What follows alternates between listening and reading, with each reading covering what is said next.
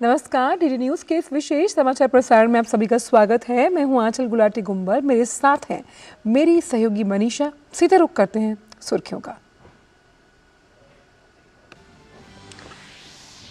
इस्लामाबाद में ब्रिटिश उच्चायुक्त द्वारा 10 जनवरी को पाकिस्तान अधिकृत कश्मीर का दौरा करने पर भारत ने जताई कड़ी आपत्ति। कहा, भारत की संप्रभुता और क्षेत्रीय अखंडता का उल्लंघन बर्दाश्त नहीं।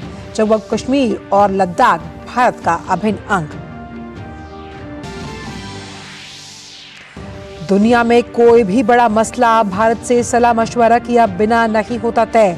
नागपुर में विदेश मंत्री डॉक्टर एस जयशंकर ने कहा, दुनिया में ये भावना बन रही है कि भारत को होना चाहिए सुरक्षा परिषद का स्थायी सदस्य। इंडी गठबंधन की वर्चुअल बैठक पर बीजेपी अध्यक्ष जेपी नड्डा ने साधा निशाना। कहा, वर्चुअल मीटिंग से ज्यादा कुछ नहीं कर सकता ये आभासी गठबंधन। विकसित भारत, युवा और महिला सशक्तिकरण प्रधानमंत्री का एजेंडा, जबकि परिवार बचाओ और प्रॉपर्टी बचाओ इंडी गठबंधन का एजेंडा।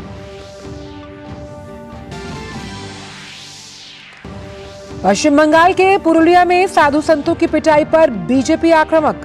बताया पालघर जैसी घटना। कानून व्यवस्था पर उठाए सवाल। कहा, ममता बनर्जी के शासन में ईडी अधिकारियों पर हमला करने वालों को संरक्षण, जबकि साधु संतों को करना पड़ रहा है हिंसा का सामना।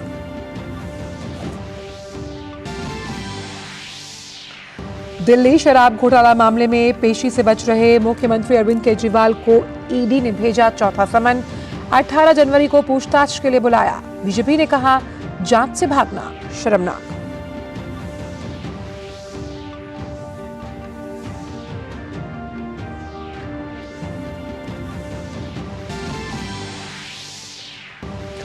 अयोध्या में रामलला की प्राण प्रतिष्ठा से पहले कांची कामकोटी मठ के शंकराचार्य ने की बड़ी घोषणा। का 22 जनवरी से काशी की यज्ञशाला में करेंगे 40 दिन की विशेष पूजा। श्री राम जन्मभूमि तीर्थ क्षेत्र के मुख्य पुजारी आचार्य सत्येंद्र दास ने कहा, शास्त्रों के अनुसार हो रहा है सब कुछ।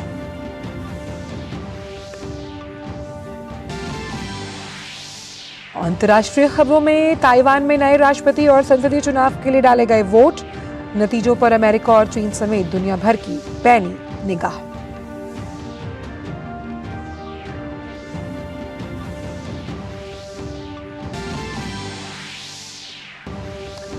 सात्विक साईराज, रेंकी रेड्डी और चिराग शेट्टी की जोड़ी ने मलेशिया ओपन बैडमिंटन टूर्नामेंट के फाइनल में बनाई जगह। भारतीय जोड़ी ने पुरुष युगल के सेमीफाइनल मैच में कोरियाई जोड़ी को दी शिकस्त।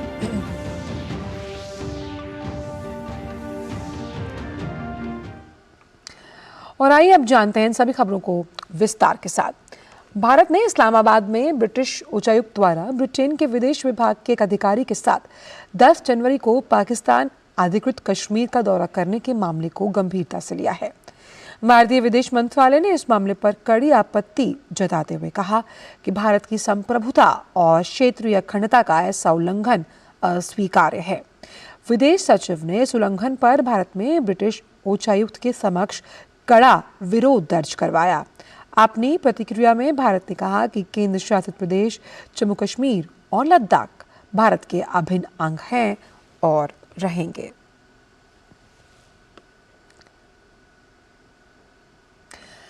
नागपुर में मंथन टाउन हॉल मीटिंग में विदेश मंत्री डॉक्टर एस जयशंकर ने कहा कि अब दुनिया में कोई भी बड़ा मसला भारत से सलाह मशवरा किए बिना तय नहीं होता।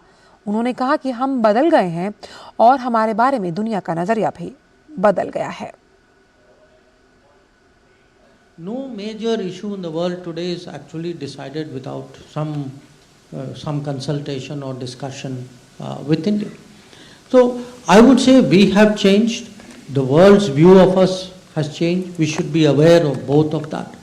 To me, it is that we are discovering more and more what we can do, and the more we discover, we will our aspirations, our ambitions will grow. UNSC में भारत की स्थायी सदस्यता के सवाल पर विदेश मंत्री डॉक्टर एस जयशंकर ने कहा कि हर गुजरते साल के साथ दुनिया में ये भावना बन रही है कि भारत को वहां होना चाहिए और वो उस समर्थन को महसूस कर सकते हैं। natural process of change today is being denied in the UN. With each year, definitely with each 5 years, 10 years, I can see people actually feel, no, India must be there. We actually feel strongly you are not there. Sometimes when I meet other foreign ministers or leaders, before I bring it up, they tell, ये बहुत अफसोस की बात कि आप नहीं होते, अगर आप होते तो कुछ और होता. That feeling is very much there, and people also realize our value. आज हुई इंडी गठबंधन की वर्चुअल बैठक के बाद बिहार सीएम और जेडीयू के नेता नीतीश कुमार ने संयोजक पद को ठुकरा दिया। बैठक में नीतीश कुमार, एमके स्टालिन, शरद पवार समेत कई विपक्षी नेता वीडियो कॉन्फ्रेंसिंग के जरिए बैठक में शामिल हुए। हालांकि बैठक से पहले ही विपक्ष को झटका लगा और पश्चिम बंगाल की सीएम ममता बनर्जी बैठक में शामिल नहीं हुई। इसके साथ ही शिवसेना नेता उद्धव ठाकरे भी विपक्षी गठबंधन की इस बैठक में शामिल नहीं हुए। हाल के दिनों में ये दूसरी बार है जब टीएमसी ने कांग्रेस के साथ बैठक से इनकार किया, जो विपक्षी गठबंधन के बीच लगातार चल रही सीट शेयरिंग को लेकर बढ़ते हुए मतभेद की ओर साफ इशारा है। वहीं भाजपा अध्यक्ष जेपी नड्डा ने आज हुई इंडी गठबंधन की बैठक पर कटाक्ष करते हुए कहा कि वर्चुअल अलायंस केवल वर्चुअल बैठक ही कर सकता है। भाजपा अध्यक्ष ने कहा, विपक्ष के पास देश के विकास को लेकर ना ही कोई एजेंडा है, ना ही कोई विजन। ये तो वर्चुअल अलायंस है, तो ये वर्चुअल मीटिंग करेगा, रस्म अदायगी करेगा, और क्या करेगा, और इससे ज्यादा ये क्या कर सकते हैं। और मैं एक बात यहां ये भी कहना चाहता हूं, इनका एजेंडा क्या है? इनका एजेंडा, मोदी जी का एजेंडा क्या है? विकसित भारत। मोदी जी का एजेंडा क्या है? युवा आगे बढ़े। मोदी जी का एजेंडा क्या है? एंटरप्रेन्योर आगे बढ़े। मोदी जी का एजेंडा क्या है? किसान आगे बढ़े। मोदी जी का एजेंडा क्या है? महिलाओं को ताकत मिले। मोदी जी का एजेंडा क्या है? गरीबी समाप्त हो। उनका एजेंडा क्या है? मोदी हटाओ। ये मोदी हटाओ, ये एजेंडा पकड़ा हुआ है। और मैं कहता हूं ये इंडिया अलायंस के दो ही एजेंडा है। वैसे एक एजेंडा है परिवार बचाओ और दूसरा एजेंडा है प्रॉपर्टी बचाओ। वहीं इंडी गठबंधन की बैठक को लेकर विपक्ष पर निशाना साधते हुए भाजपा नेता हेमंत बिस्व शर्मा ने कहा कि विपक्षी गठबंधन की ये बैठक नाटक से ज्यादा कुछ भी नहीं है। इंडिया गठबंधन सीट शेयरिंग करे ना करे हमारा क्या फर्क पड़ता है? हमें तो चुनाव लड़ना है, जीतना है, तो उनको ये करना है, करने दीजिए। ये लोग बॉयकॉट भी करेगा, फिर एक साथ मिल भी जाएगा, फिर झगड़ा करेगा, फिर मिल जाएगा, तो ये डेली सॉप ऑपेरा आपको मिलते ही रहेगा। So basically they all entertain you, तो आपको एंटरटेनमेंट मिलते रहेगा। बैठक में बिहार के सीएम और जेडीयू के नेता नीतीश कुमार ने संयोजक पद नहीं स्वीकारते हुए कहा कि उनकी संयोजक बनने की कोई इच्छा नहीं, बल्कि वो चाहते हैं कि गठबंधन जमीन पर मजबूती के साथ बना रहे। मुख्यमंत्री जी का था कि कांग्रेस को ही चेयरमैन बनना चाहिए, और कोई बात नहीं। मुख्यमंत्री जी शुरू से कहते रहे, मुख्यमंत्री जी ने कोई सहमति भी। नीतीश कुमार के संयोजक पद न स्वीकारने के पीछे बिहार भाजपा अध्यक्ष सम्राट चौधरी ने विपक्षी गठबंधन की मंशा पर ही सवालिया निशान खड़ा किया है। यह स्पष्ट जानता हूं कि बिहार की जनता ये उम्मीद कर रही थी कि नीतीश कुमार जी प्रधानमंत्री के उम्मीदवार होंगे। उम्मीदवार तो बना ही नहीं रहा है। महागठबंधन के लोग, इंडी गठबंधन के लोग ये चाहते ही नहीं है। तो स्पष्ट तौर पर दिखाई दे रहा है कि नीतीश कुमार जी को जो अलग किया गया था एनडीए से, वो कि आपको प्रधानमंत्री का सपना दिखाया था, सपना दिखाया। लेकिन भारतीय जनता पार्टी का स्पष्ट मानना है कि इंडी गठबंधन को पूर्ण रूप से 2024 में हराना है। इंडी गठबंधन बैठक पर एनसीपी प्रमुख शरद पवार ने कहा कि लोगों ने सुझाव दिया कि गठबंधन का नेतृत्व मल्लिकार्जुन खड़गे को करना चाहिए और इस पर सभी सहमत हुए। कांग्रेस नेता ने कहा कि सभी सुझावों के अनुसार नीतीश कुमार को संयोजक के रूप में जिम्मेदारी लेनी चाहिए, लेकिन नीतीश कुमार की राय है कि जो पहले से ही प्रभारी है उसे बने रहना चाहिए। भाजपा के राष्ट्रीय अध्यक्ष जेपी नड्डा भारतीय जनता युवा मोर्चा द्वारा आयोजित नमो नव मतदाता सम्मेलन में शामिल हुए। दिल्ली में भाजपा मुख्यालय में नमो नव मतदाता अभियान के लॉन्च कार्यक्रम को संबोधित करते हुए भाजपा अध्यक्ष जेपी नड्डा ने कहा कि लगभग 61% भारतीय जनसंख्या 35 वर्ष से कम है। यह हमारी ताकत, ऊर्जा और हमारी संपत्ति है। ये विकसित भारत के निर्माण में महत्वपूर्ण भूमिका निभाएगा। We are the youngest country in the world. Approximately 61% of the Indian population is below 35. Below 35. ये हमारी ताकत है, यह हमारी ऊर्जा है, यह हमारी संपत्ति है। पश्चिम बंगाल के पुरुलिया जिले में साधुओं के ग्रुप को भीड़ द्वारा पीटने का वीडियो सामने आया। ये वीडियो सोशल मीडिया पर वायरल हो रहा है। पश्चिम बंगाल के पुरुलिया में भीड़ द्वारा हमला किए जाने पर आरोप लगाने वाले साधु मधुर गोस्वामी ने कहा कि जब हम गंगा सागर जा रहे थे तब अचानक भीड़ ने हमारी कार रोकी और हमसे मारपीट की। जैसे हम जा रहे थे गंगा सागर के लिए, रास्ते में अचानक गाड़ी को रोका, हम लोगों के साथ में धक्का मुक्की की और मारपीट की और गाड़ी को तोड़ कर पुलिस प्रशासन गया, हमको थाने में रख दिया। इस पूरे घटनाक्रम पर बीजेपी हमलावर है। पश्चिम बंगाल भाजपा के अध्यक्ष सुकांता मजूमदार ने ममता बनर्जी सरकार को निशाने पर लिया। सोशल मीडिया प्लेटफॉर्म एक्स पर उन्होंने लिखा कि पुरुलिया से चौंकाने वाली घटना, गंगा सागर जा रहे साधुओं को टीएमसी से जुड़े अपराधियों ने निर्वस्त्र कर पीटा। ये पालघर जैसी घटना है। ममता बनर्जी के शासन में शाहजहां जैसे आतंकवादी को राज्य संरक्षण मिलता है, जबकि साधुओं को हिंसा का सामना करना पड़ता है। पश्चिम बंगाल में हिंदू होना अपराध है।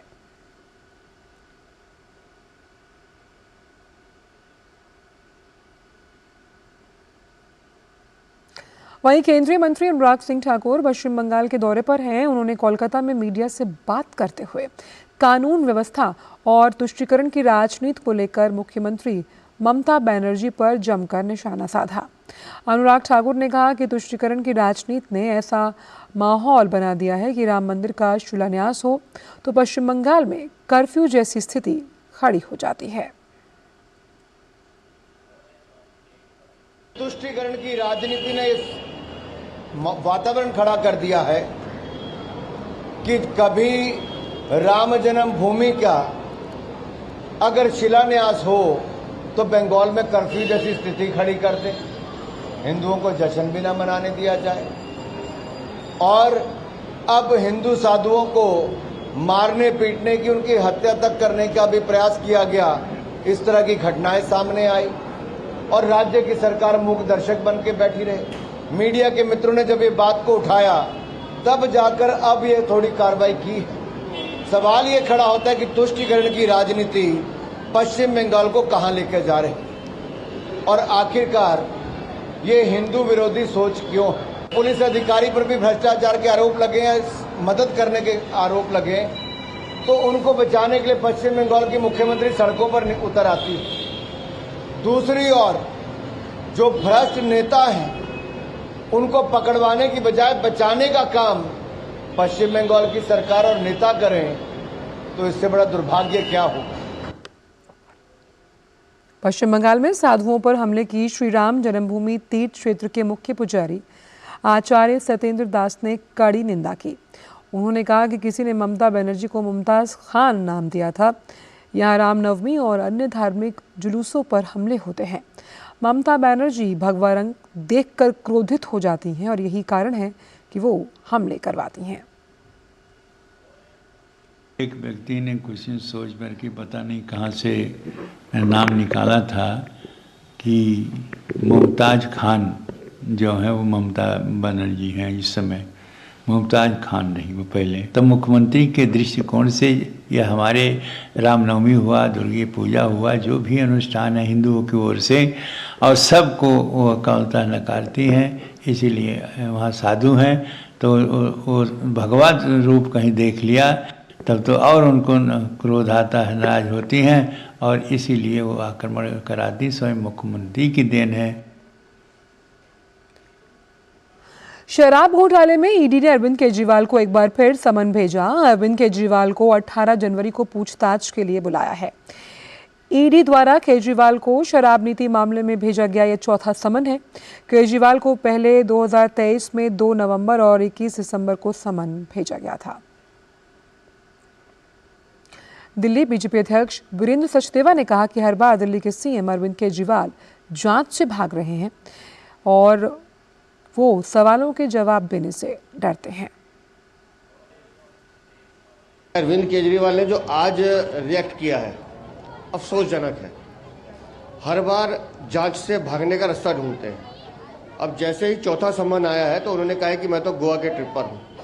मतलब आप राजनीतिक पर्यटन करेंगे लेकिन जांच से भागेंगे क्योंकि आपने चोरी की है। आपका जवाब देने से डर लगता है। आपने शराब नीति में घोटाला किया है। कब तक भागेंगे? आप हर बार बहाना बनाते हैं। अरे आप मुख्यमंत्री, आपने संविधान की शपथ ली है, खड़े होकर कानून की शपथ ली है कि मैं कानून के नियमों का पालन करूंगा। जांच एजेंसी आपको सम्मन दे रही है। अगर आप ईमानदार हैं तो जाके बात कीजिए। केंद्रीय मंत्री अनुराग सिंह ठाकुर ने दिल्ली के मुख्यमंत्री अरविंद केजरीवाल पर कटाक्ष करते हुए कहा कि ईमानदारी की बड़ी बड़ी बातें करने वाले आज खुद पूरी तरह से भ्रष्टाचार में लिप्त हैं।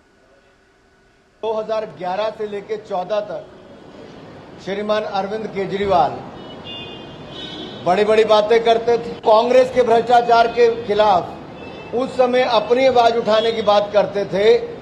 आज वो भ्रष्टाचार के दलदल में डूबे हुए हैं। अरविंद केजरीवाल जी की पार्टी आम आदमी पार्टी के उप मुख्यमंत्री जेल में है भ्रष्टाचार के चलते। उनके स्वास्थ्य मंत्री 1.5 साल जेल में रहे भ्रष्टाचार के चलते। उनके शराब मंत्री, शिक्षा मंत्री जेल में है। उनके सांसद जेल में है।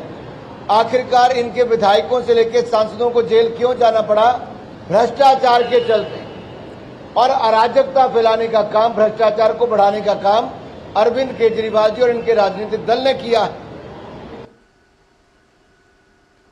हमारे झारखंड से, जहां के मुख्यमंत्री हेमंत सोरेन को पत्र के माध्यम से ईडी ने पूछा कि 7 समन देने के बाद भी वो ईडी के सामने क्यों नहीं पेश हुए। ईडी ने मुख्यमंत्री को 16 से 20 जनवरी के बीच पत्र का जवाब देने के लिए कहा। ईडी की ओर से पत्र देने और 16 से 20 जनवरी के बीच हाजिर होने के लिए कहा गया है।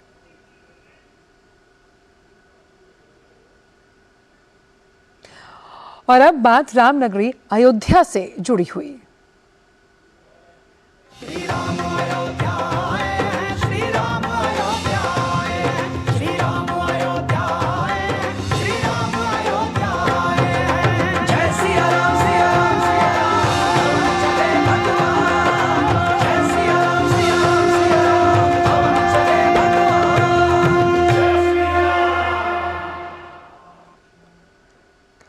तो अयोध्या में 22 जनवरी को रामलला की प्राण प्रतिष्ठा के लिए तैयारियां जोरों पर हैं और इस बीच प्रधानमंत्री ने एक बार फिर लोगों से 22 जनवरी को हर एक घर में श्री राम ज्योति को प्रज्वलित करने की अपील की है। सोनल माता जन्म शताब्दी समारोह के वीडियो संदेश में प्रधानमंत्री ने ये अपील की है। हम सब कल्पना कर सकते हैं कि आज जब अयोध्या में 22 जनवरी को श्री राम मंदिर में प्राण प्रतिष्ठा का कार्यक्रम होने जा रहा है तो श्री सोनल मां कितनी प्रसन्न होगी। आज इस अवसर पर मैं आप सभी से 22 जनवरी को हरेक के घर में शाम को श्री राम ज्योति प्रज्वलित करने का आग्रह भी करूंगा। राम मंदिर को लेकर चारों शंकराचार्यों में मतभेद की खबर के बीच पूरी शंकराचार्य निष्कलानंद सरस्वती ने कहा कि राम मंदिर को लेकर चारों शंकराचार्यों में कोई मतभेद नहीं, ये झूठ है। श्री राम जी यथास्थान प्रतिष्ठित हो आवश्यक है, लेकिन शास्त्र सम्मत विधि निषेध का अनुपालन करके ही उनकी प्रतिष्ठा हो, यह भी आवश्यक है। तो शास्त्र सम्मत विधा से भगवत की प्रतिष्ठा हो, पूजा आदि का प्रक्रम हो, इतनी सी बात है। इसमें कोई शंकराचार्य विज्ञान को प्राप्त नहीं है, मतभेद किसी में नहीं है। अयोध्या में रामलला की प्राण प्रतिष्ठा से पहले कांची कामकोटी मठ के शंकराचार्य ने बड़ी घोषणा की। उन्होंने कहा कि 22 जनवरी से काशी की यज्ञशाला में 40 दिन की विशेष पूजा होगी। उन्होंने कहा कि प्रधानमंत्री नरेंद्र मोदी विशेषकर देश के तीर्थ स्थानों के विकास करने में श्रद्धा रखते हैं। उन्होंने केदारनाथ और काशी विश्वनाथ मंदिर के प्रांगण का विस्तार भी किया है। काशी स्थित अच्छे वैदिक के विद्वान लोग,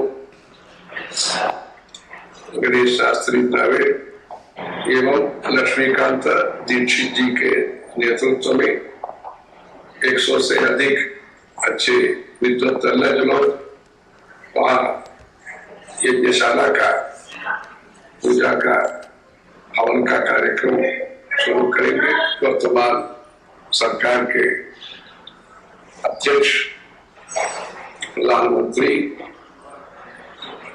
नरेंद्र दामोदर दास मोदी जी विशेष करके भारत के तीर्थ क्षेत्रों का विकास में श्रद्धा रखते हैं।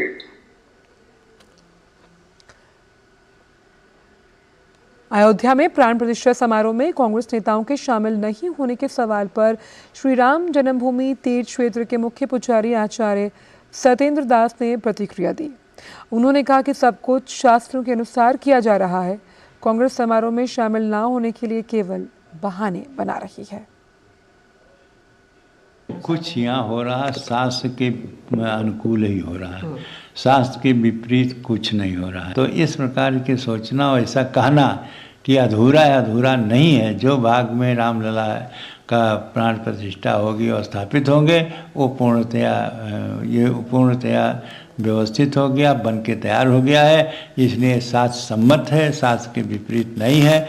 और यह जो कह रहे हैं कि एक बहाना बनाना है नए आने के लिए, कि शास्त्र सम्मत नहीं है। भगवान राम के राजनीतिक इस्तेमाल पर श्री राम जन्मभूमि तीर्थ क्षेत्र के मुख्य पुजारी आचार्य सत्येंद्र ने कहा कि राजनीति धर्मनीति है। भाजपा ने भगवान राम को अपना बनाया और आज उनके पास उनका आशीर्वाद है। ये राजनीति नहीं बल्कि धर्मनीति है। उन्होंने राम को अपना लिया। जहाँ जाने के बाद जीवात्मा पुनः यह नाशवान संसार में नहीं आता, अमर हो जाता है। तो ऐसे परमात्मा का जो आश्रय लिया है वह राजनीति नहीं है, उसको हम धर्मनीति कहते हैं, भक्ति कहते हैं, आत्मसमर्पण कहते हैं भगवान के प्रति। हमको यही सोचेंगे और यही कहेंगे।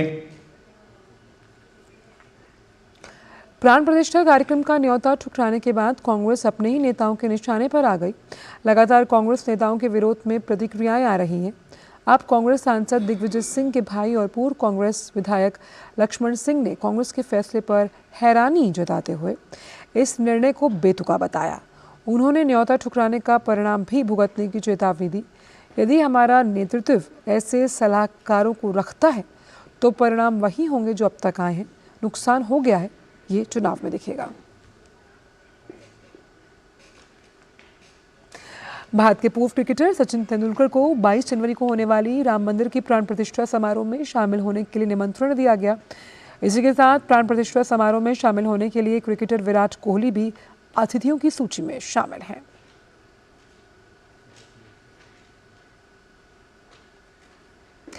केंद्रीय रक्षा मंत्री राजनाथ सिंह ट्राइस्ट विद अयोध्या पुस्तक के विमोचन समारोह में शामिल हुए।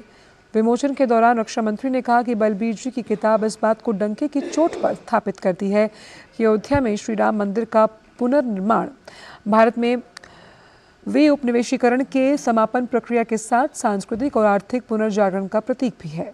जन्मस्थान मंदिर की 500 साल की लड़ाई हमारी सांस्कृतिक चेतना को कुचलने का षड्यंत्र था।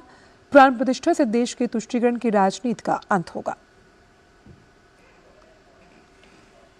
बलबीर जी की किताब इस बात को डंके की चोट पर स्थापित करती है कि अयोध्या में श्री राम मंदिर का पुनर्निर्माण भारत में डीकोलोनाइजेशन यानी विऔपनिवेशीकरण के समापन प्रक्रिया के साथ सांस्कृतिक और आर्थिक पुनर्जागरण का प्रतीक भी है।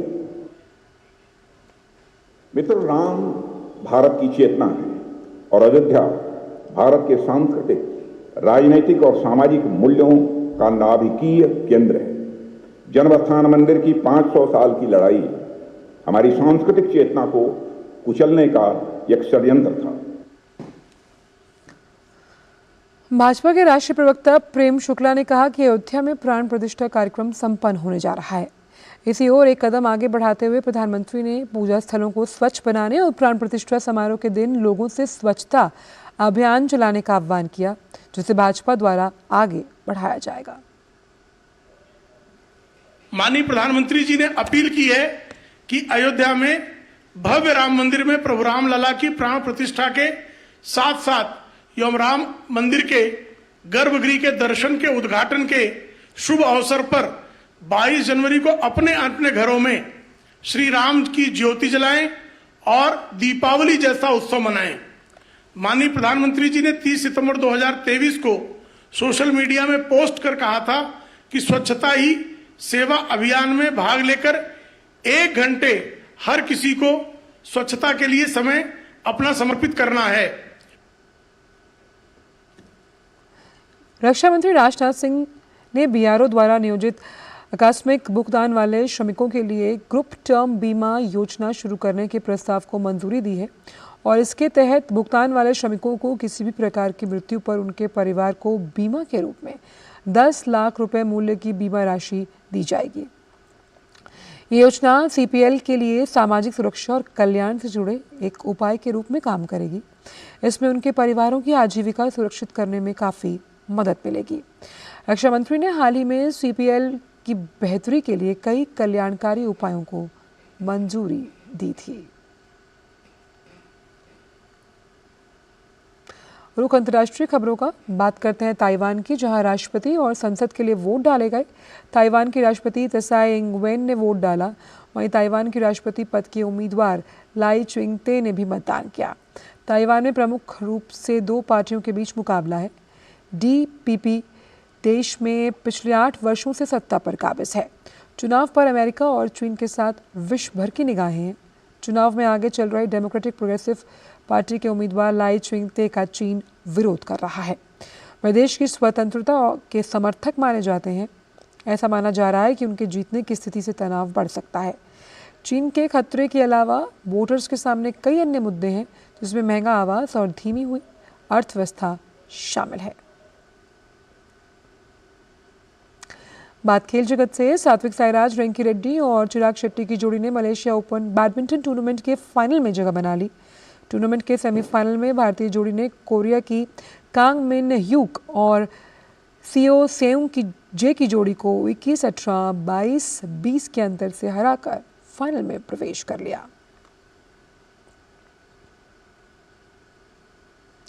और फिलहाल इस विशेष समाचार प्रसारण में इतना ही। मुझे और मनीषा को दीजिए इजाजत। नमस्कार।